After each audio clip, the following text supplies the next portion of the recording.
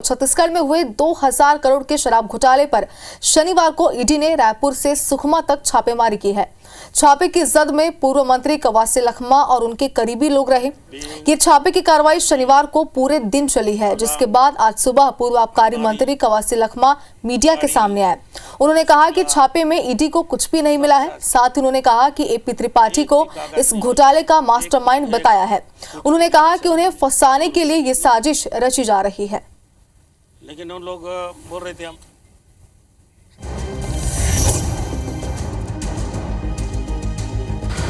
और बाकी जगह भी है, वहाँ क्या मिला नहीं मिला मेरे को पता नहीं है। एक भी कागज नहीं मिला है, एक फूटी घोड़ी पैसा नहीं मिला, 100 रुपया भी नहीं मिला ना। एक घोटाला मतलब अधिकारी के जो त्रिपाठी है वो मास्टरमाइंड है मेरा, अरुण प्रसाद त्रिपाठी। तो मेरे को मैं अनपढ़ का फायदा उठाया, दुरुपयोग किया, तो अधिकारी का घोटाला है। अधिकारी लोग मेरा अनपढ़ होने का लाभ उठाए। ये कितना करोड़ का घोटाला हुआ मेरे को तो 1 रुपया मिला नहीं, मैं कैसे जानूंगा? हाँ, 1 रुपया मैं जानता नहीं हूँ।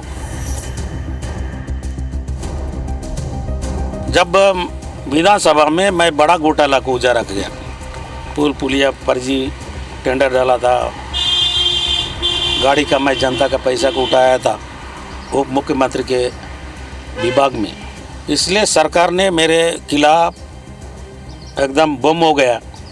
आनन पनान में ईडी लाकर मेरे ऊपर दबाव, मेरे को फंसाने का काम कर रहे हैं। और मैं अनपढ़ आदमी हूँ, कोई कागज़ आता था तो त्रिपाठी लेकर आता था, दस्तखत करता रहा।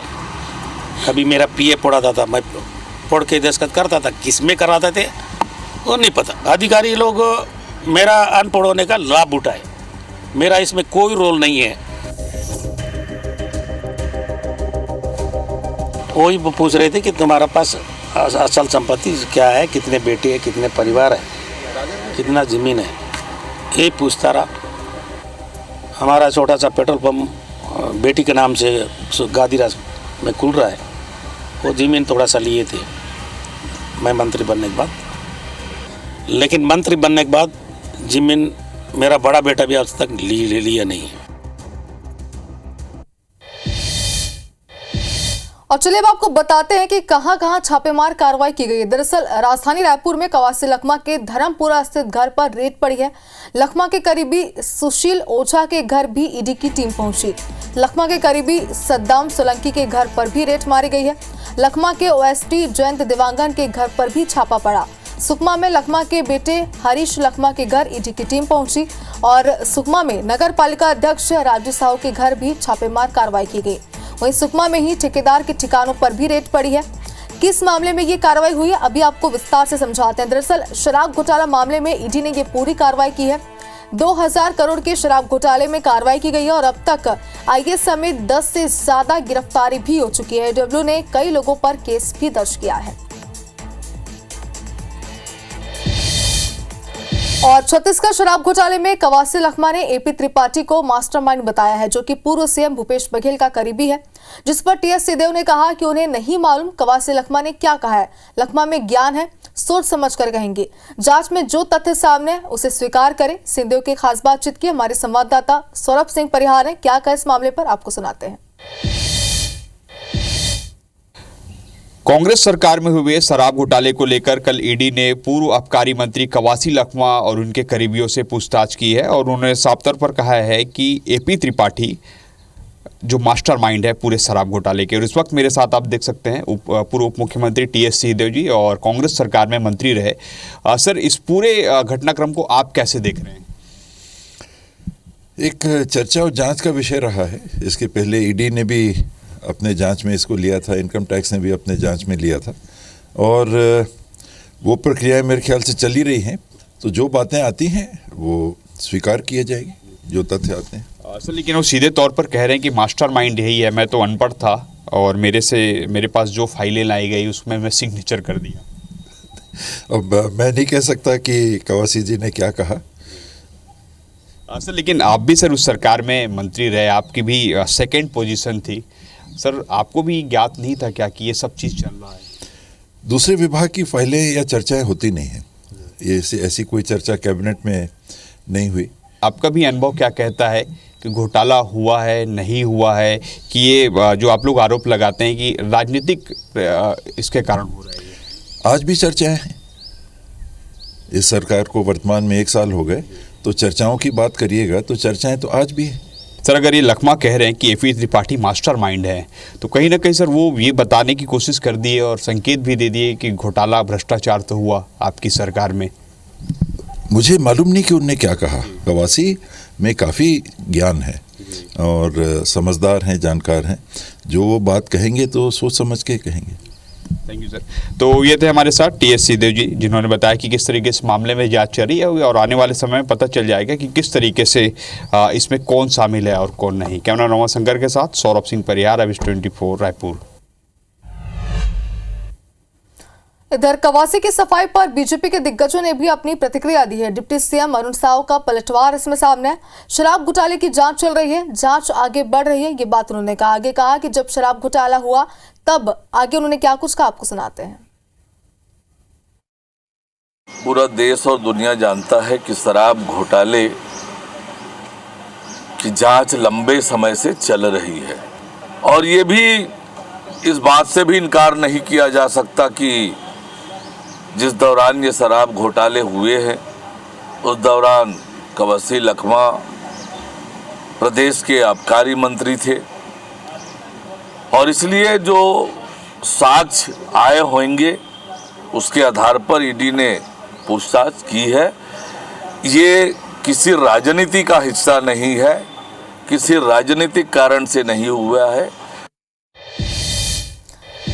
और प्रधानमंत्री नरेंद्र मोदी ने रविवार को इस साल की आखिरी मन की बात की। मन की बात के 117वें संबोधन में पीएम मोदी ने बस्तर ओलंपिक का जिक्र किया। उन्होंने कहा कि बस्तर ओलंपिक का सपना साकार हुआ है। यह उस क्षेत्र में हुआ जो कभी माओवादी हिंसा का गवाह रहा है।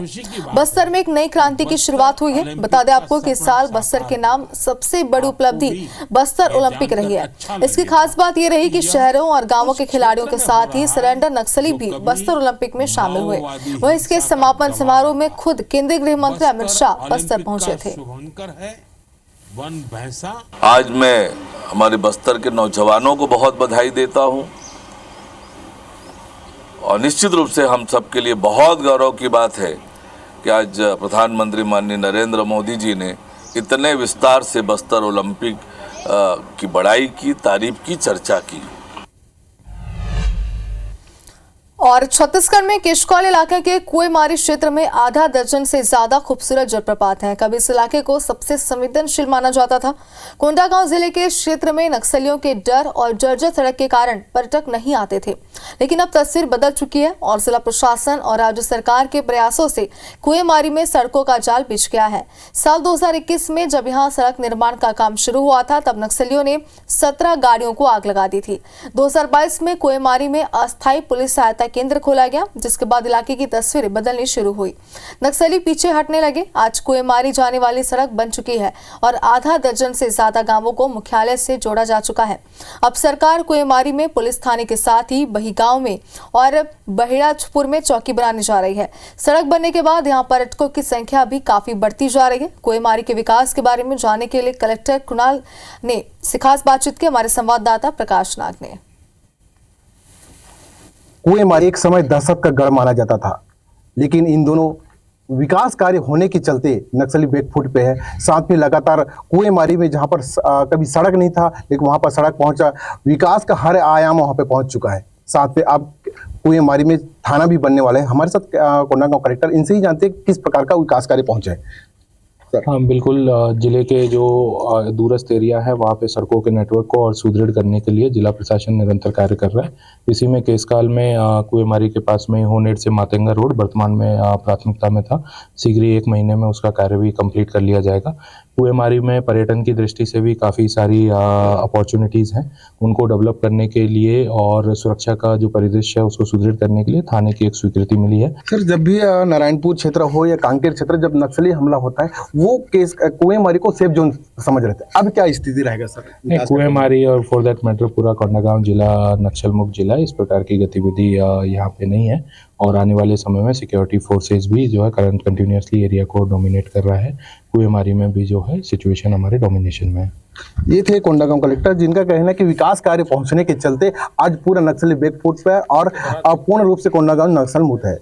प्रकाश नागा, फॉर केस काल।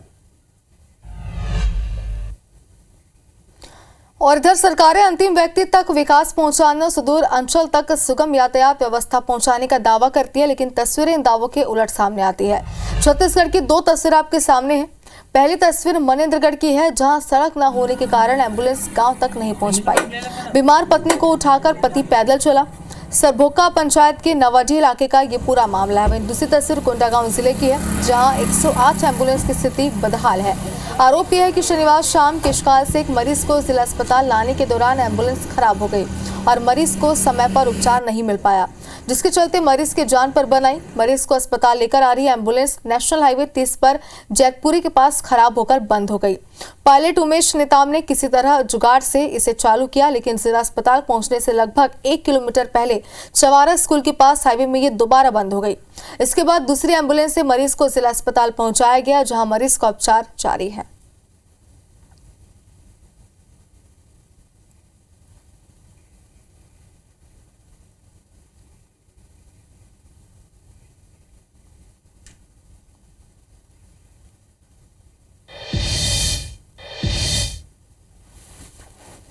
हम लोग केशकाल से लेके आ रहे थे, केशकाल हॉस्पिटल से जिला हॉस्पिटल डिस्ट्रिक्ट कोंडागांव के लिए ट्रिपर किए थे वहाँ से। सर उतना क्रिटिकल तो नहीं था, थोड़ा नॉर्मल ही था, तो एब्डोमिनल पेन का था तो उसको लेके आ रहे थे।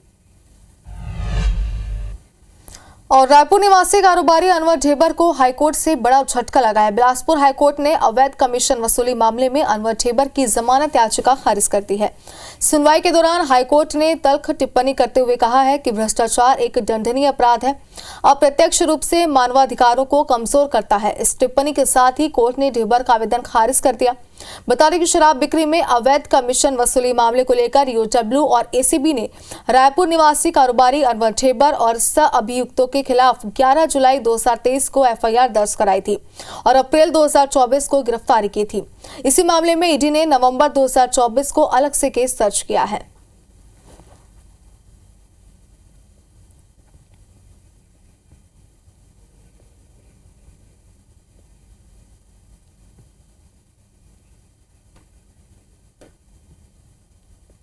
तो हाईकोर्ट ने जमानत याचिका फिलहाल खारिज कर दी। आपको बता दें कि शराब बिक्री से अवैध कमीशन वसूली का ये पूरा मामला है।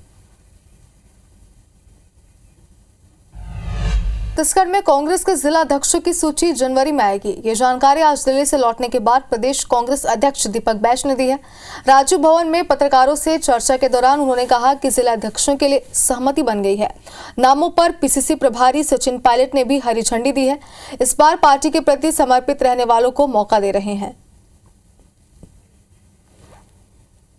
माननीय पायलट साहब से चर्चा हुई, आम सहमति लगभग बन चुकी है। नए और युवाओं को मौका मिले, जो कार्यकर्ता मजबूती के साथ पार्टी के लिए काम कर सकते हैं उनको मौका मिले, ऐसा पार्टी ने निर्णय लिया है।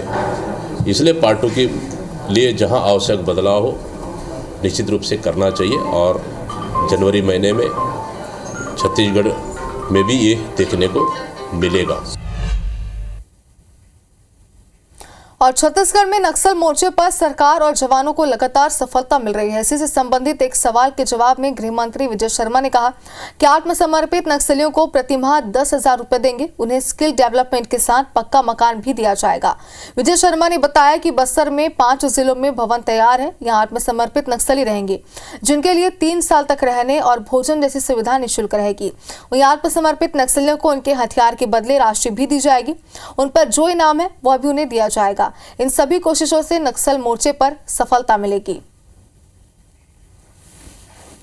नक्सलवाद है उस पर अनेक आयामों में काम हो रहे हैं। रहने खाने के लिए 3 वर्षों की व्यवस्था पहला, दूसरा स्किल डेवलपमेंट उनका वहाँ होगा, तीसरा प्रतिमाह 10,000 रुपये उनके दिए जाएंगे, चौथा उनको जो इनाम उनके ऊपर है वो इनाम उनको ही दिए जाएंगे, पांचवा जो हथियार वो लेकर के आएंगे उस हथियार के संबंधित जो राशि घोषित है वो राशि भी उनको दी जाएगी, छठवा उनको प्लॉट जो है वह भी प्लॉट दिया जाएगा, सातवां उनको प्रधानमंत्री आवास दिया जाएगा। छत्तीसगढ़ के विधानसभा अध्यक्ष डॉक्टर रमन सिंह अपने निजी कार्यक्रम में शामिल होने गरियाबंद जिले के कौंद्रेकेरा गांव पहुंचे, जहां गाजे बाजे के साथ ग्रामीणों ने उनका भव्य स्वागत किया। जिसके बाद जिला साहू संघ के उपाध्यक्ष ओंकार साहू के राइस मिल का उद्घाटन करने पहुंचे। कार्यक्रम के दौरान डॉक्टर रमन सिंह ने स्वर्गीय अटल बिहारी वाजपेयी की 100वीं जयंती पर श्रद्धांजलि अर्पित की। इस दौरान उन्होंने कहा कि उनके करीबी ओंकार साहू राजिम विधायक रोहित साहू के साथ मेरे निवास पहुंचे। इस दौरान उन्होंने अनुरोध किया कि वे उनके राइस मिल का उद्घाटन करें। मैंने पूछा कि राइस मिल का नाम क्या है, तो उन्होंने बताया कि सत्यमेव जयते। बस मैंने नाम सुनते ही राइस मिल का उद्घाटन करने का निर्णय लिया। हालांकि ये मेरे जीवन का पहला राइस मिल का उद्घाटन होगा। इस दौरान उन्होंने ओंकार साहू को नए राइस मिल के लिए बधाई दी। कार्यक्रम के दौरान बड़ी संख्या में ग्रामीण भी मौजूद रहे।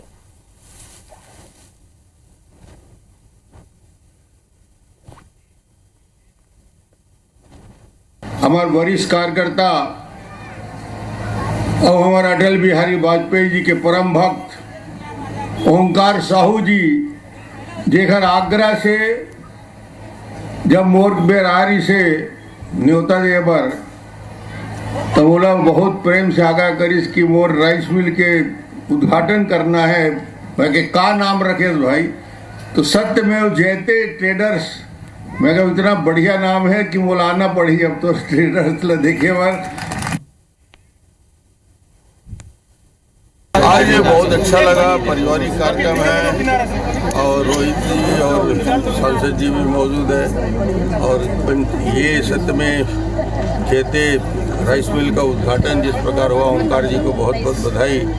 और इस पूरे कार्यक्रम में सम्मिलित होकर पुराने नए सब साथियों से मुलाकात हुई। दोनों हमारे पूर्व सांसद, वर्तमान सांसद, विधायक और सभी क्षेत्र के लोगों से मिला।